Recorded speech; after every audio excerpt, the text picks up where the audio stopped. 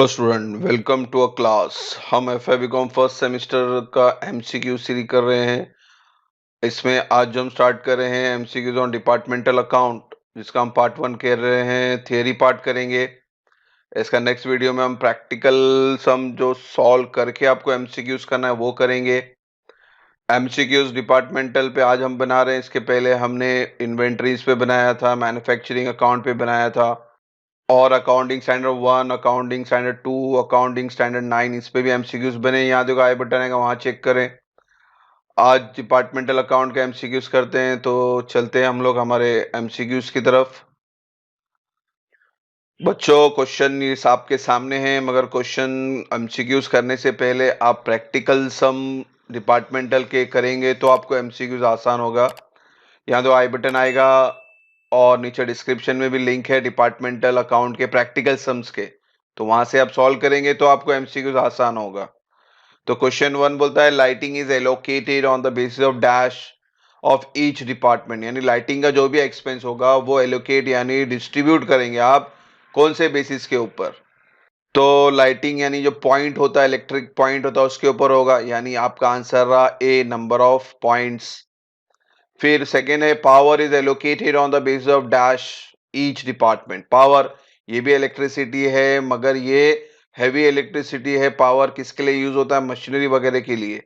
तो आपका ऑप्शन होगा horse power of equipment installed in, यानी मशीन वगैरह जो इंस्टॉल होगी वो जो हॉर्स पावर इस्तेमाल करती है उसके हिसाब से आपको एलोकेशन करना है पावर के एक्सपेंस का। तो आपका ऑप्शन रहा डी।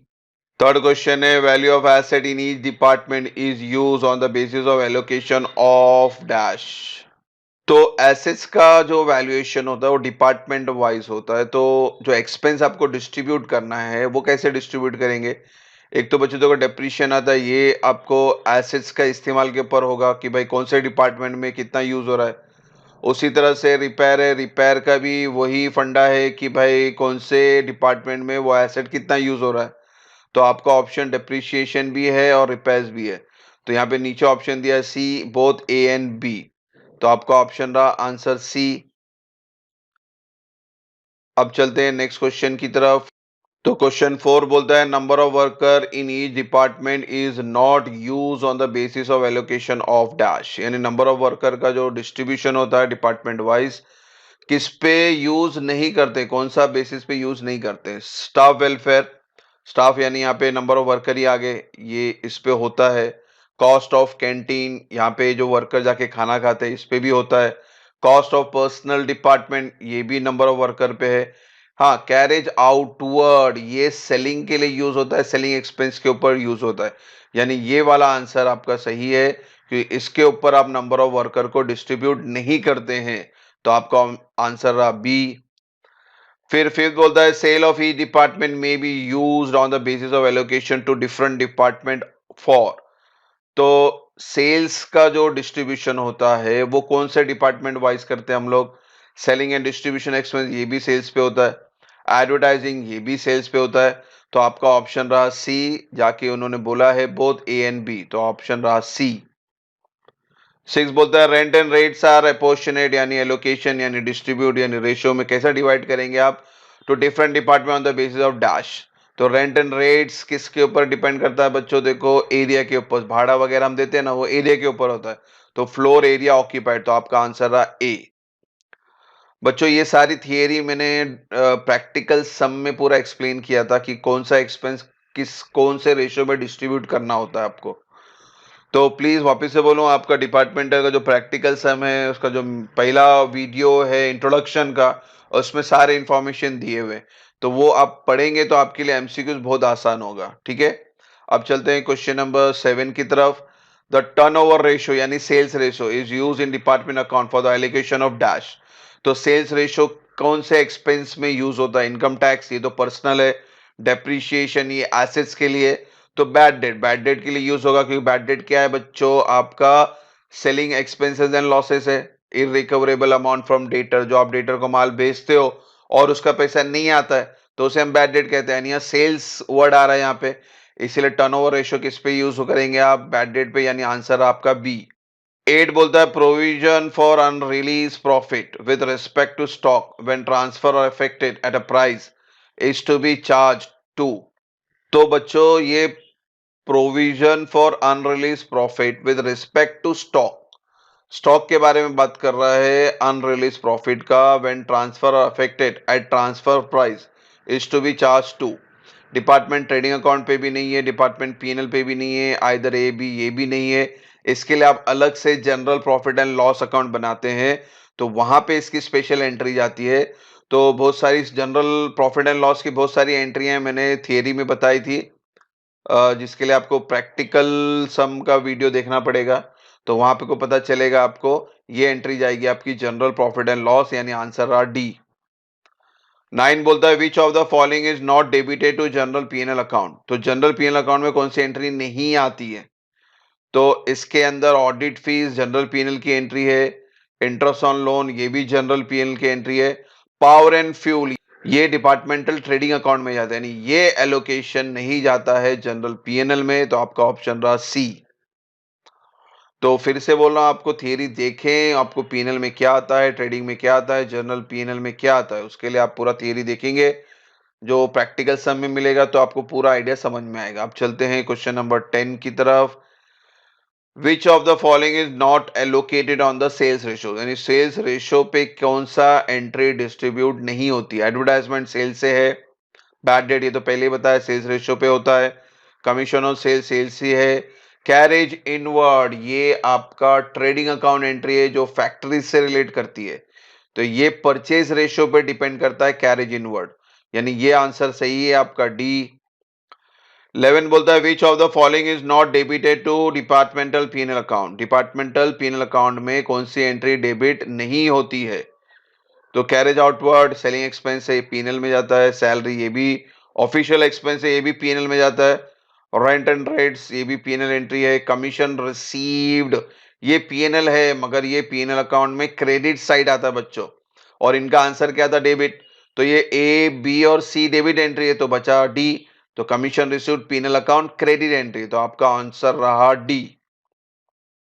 क्वेश्चन 12 में भी वही चीज है, which of the following is not debited to departmental PNL account. तो इसमें पीनल एंट्री कौन सी नहीं है? इधर बच्चों देखो, कैरेज इनवर्ड, कैरेज इनवर्ड कौन सी एंट्री है? ट्रेडिंग अकाउंट एंट्री, यानी आंसर रहा आपका ए।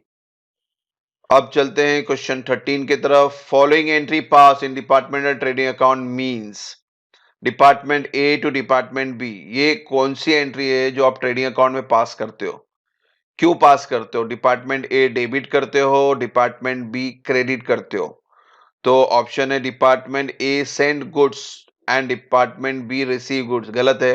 Debit the receiver credit the giver का रूल लगता है, ए रिसीवर है बी गिवर है, और department A receive goods and department B send goods, ये ऑप्शन सही लग रहा है। डेबिट द रिसीवर इसलिए डेबिट हुआ ए, और बी ने सेंड किया क्रेडिट द गिवर, तो बी क्रेडिट हुआ, तो आपका ऑप्शन रहा बी।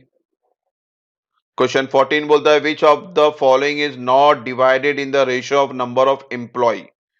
तो कौन सा एक्सपेंस है जो नंबर ऑफ एम्प्लॉय पे डिवाइड नहीं होता है? सैलरी ये भी नंबर ऑफ एम्प्लॉय पे, बोनस ये भी नंबर ऑफ एम्प्लॉय पे, रेंट एंड रेट्स ये एरिया के ऊपर डिवाइड होता है, यानी आंसर रहा आपका सी। अब चलते हैं 15 की तरफ। Which of the following statement is false regarding departmental account. तो कौन सा इन चारों में से स्टेटमेंट फॉल्स है जो डिपार्टमेंटल ट्रेडिंग अकाउंट में गलत आता है? ऑप्शन है A department wise balance sheet always prepared, यही ऑप्शन बच्चों लग रहा है मेरे को। Direct expense expense which are directly identify particular department, ये आता है। ईच डिपार्टमेंट में keep its own day book, ये भी सही है। Abnormal losses are not charge in departmental penal, ये भी सही है, यानी ये एंट्री आपकी गलत है, फॉल्स है। Department wise balance sheet is always prepared, तो बैलेंस शीट बच्चों आपको डिपार्टमेंटल वाइज नहीं बनता, पूरा होल कंपनी का एक साथ बनता है, तो ये आंसर फॉल्स है, यानी ऑप्शन रहा आपका ए। क्वेश्चन 16 है which of the following expense is an indirect expense, यानी प्रॉफिट एंड लॉस एक्सपेंस की बात कर रहा है। तो कौन सा एक्सपेंस है जो प्रॉफिट एंड लॉस में जाता है? रेंट पीएनएल में जाता है, carriage inward trading, sales trading, purchase trading, यानी ये एंट्री है पीएनएल की, तो ये एंट्री है आपकी इनडायरेक्ट एक्सपेंस, यानी आंसर रहा आपका ए। क्वेश्चन 17 बोलता है which is the best way to allocate an indirect expense such as advertisement etcetera. तो कौन सा रेशियो आप यूज करोगे इनडायरेक्ट एक्सपेंस के लिए? सारे इनडायरेक्ट एक्सपेंस, सैलरी है, एडवर्टीजमेंट है, डिस्काउंट है। तो बच्चों कौन सा रेशियो यूज कर सकते हैं हम लोग? डिपार्टमेंटल सेल्स, यही है, पढ़ने की जरूरत नहीं आगे, क्योंकि सेल्स रेशियो पे ही सारे इनडायरेक्ट एक्सपेंस एलोकेट होते हैं नॉर्मली। हाँ, हर कोई नहीं होता, कभी इंफॉर्मेशन दिया है क्वेश्चन में तो एज पर द इंफॉर्मेशन जाना है। अगर रेशियो का इंफॉर्मेशन नहीं दिया होता है तो सारे इनडायरेक्ट एक्सपेंस का रेशियो हम सेल्स पे लेते हैं। तो इसका आंसर रहा आपका ए। अब चलते हैं क्वेश्चन 18 की तरफ। Which of the following expenses is direct expense, यानी ट्रेडिंग अकाउंट के एक्सपेंस कौन से हैं? परचेज ट्रेडिंग में आता है, administrative PNL, advertisement PNL, depreciation PNL, यानी आंसर रहा आपका ए। 19 बोलता है the difference between a department net sales and cost of goods sold is. तो यहाँ पे नेट सेल्स और कॉस्ट ऑफ गुड्स सोल्ड का डिफरेंस, यानी दोनों अगर माइनस करेंगे तो क्या होगा? Net sales trading account credit entry है, cost of goods sold trading account debit entry है। तो डेबिट और क्रेडिट अगर हम माइनस करते हैं ट्रेडिंग अकाउंट में तो आंसर क्या आता है बच्चों? Gross profit. तो आपका ऑप्शन रहा ए। 20 बोलता the difference between a department gross profit and it expense is. अब बच्चों ग्रॉस प्रॉफिट और उसके एक्सपेंस का डिफरेंस बोल रहा है, तो अब ग्रॉस प्रॉफिट आने के बाद आपको एक्सपेंस माइनस करना होता है, और ये सारी चीजें होती हैं प्रॉफिट एंड लॉस अकाउंट में। और प्रॉफिट एंड लॉस अकाउंट में जो भी डिफरेंस आता है वो होता है नेट प्रॉफिट या नेट लॉस। तो यहाँ पे ऑप्शन एक ही है, नेट प्रॉफिट, यानी आंसर आपका बी। तो फाइनल अकाउंट जैसा क्लोज करते हैं उस हिसाब से ये दो क्वेश्चन था, उसको समझना है आपको। अब चलते हैं क्वेश्चन नंबर 21 की तरफ। क्वेश्चन 21 बोलता है all of the following are use to compute departmental profit except. Profit ढूंढने के लिए कुछ एंट्री आप छोड़ देते हो, कौन सी एंट्री आप छोड़ते हो बता सकते हैं आप लोग? सेल्स, ये भी लगता है हमें प्रॉफिट ढूंढने के लिए, चाहे वो ग्रॉस प्रॉफिट हो चाहे नेट प्रॉफिट हो। फिर सेल्स रिटर्न एंड अलाउंस, ये भी लगता है। परचेज, ये भी लगता है। डेटर की जरूरत नहीं है प्रॉफिट के लिए, क्योंकि डेटर तो बैलेंस शीट एंट्री है, यानी आपका आंसर रहा C. Indirect expense are allocated on department based on. तो आपके ऑप्शन है income tax law, instruction from the board of director, decision of shareholders, some reasonable basis. तो income tax तो नहीं लगेगा, बोर्ड ऑफ डायरेक्टर की जरूरत नहीं है, शेयर होल्डर आते नहीं है, तो बच गया आपका सम रीजनेबल बेसिस, यानी ये रेशियो के ऊपर डिवाइड करते हैं, बेसिस बोलते हैं। तो आपका ऑप्शन रहा बी। 23 बोलता है indirect expenses are normally, indirect expense यानी पीएनएल एंट्री की बात कर रहा है, तो normally allocated to each department on some reasonable basis, arbitrary नहीं है, डिटरमाइन डिपार्टमेंट डे बुक, ये भी नहीं है, इग्नोर्ड, ये तो सवाल ही नहीं होता, अभी बताया था। रीजनेबल बेसिस यानी नॉर्मल रेशियो के ऊपर एलोकेट होगा, वो आपके ऊपर है। तो आपको तो मालूम है इनडायरेक्ट एक्सपेंस सब सेल्स रेशियो पे आता है, तो there are some regional basis, यानी आपका ऑप्शन रहा ए। अब चलते हैं क्वेश्चन नंबर 24। क्या बोलता है direct expense are assigned to department based on. Direct expense का रेशियो क्या होता है? Estimated expense, actual expense, percentage, percentage नहीं। तो बच्चों एक्चुअल एक्सपेंस जो रियली में जो गुड्स से रिलेट करता है उसे हम एक्चुअल एक्सपेंस कहते हैं, जो डायरेक्टली डायरेक्ट एक्सपेंस काउंट होता है। तो आपका ऑप्शन रहा बी। अब चलते हैं 25। Which of the following would not be, याद रखें बीच में की वर्ड याद रखें इन सबका। नॉट बोला कि करना है, नहीं करना है, करना है, याद रखें, यहाँ पे नॉट बोला है। Which of the following would not be use on the basis for allocating expense to department. तो कौन सा बेसिस यूज नहीं होता है रेशो के लिए? सेल्स रेशो यूज होता है, कॉस्ट ऑफ गुड्स सोल्ड का भी रेशो यूज होता है, all of this would be, ये तो नहीं। ईमेल, ईमेल मैसेज बिल्कुल यूज नहीं होता, ये तो दिखती बात है, गलत आंसर है, तो आंसर है आपका बी। इसका रेशो हम यूज नहीं करते हैं। 26 में भी वर्ड है देखो नॉट है, याद रखें। Which of the following expenses is not likely to allocated on department by the company. तो कौन सा रेशियो आप डिवाइड नहीं करते हो? एडवर्टाइजमेंट डिवाइड करते हैं, बैड डेट डिवाइड करते हैं, डिलीवरी भी डिवाइड करते हैं, डेप्रिशिएशन भी डिवाइड करते हैं। All of these are likely to be allocated, यानी ये सब के सब एलोकेट होते हैं कोई ना कोई रेशियो के ऊपर। तो आपका ऑप्शन रहा E, all of these are likely to be allocated. तो बच्चों हमने आज थियोरेटिकल डिपार्टमेंटल किया।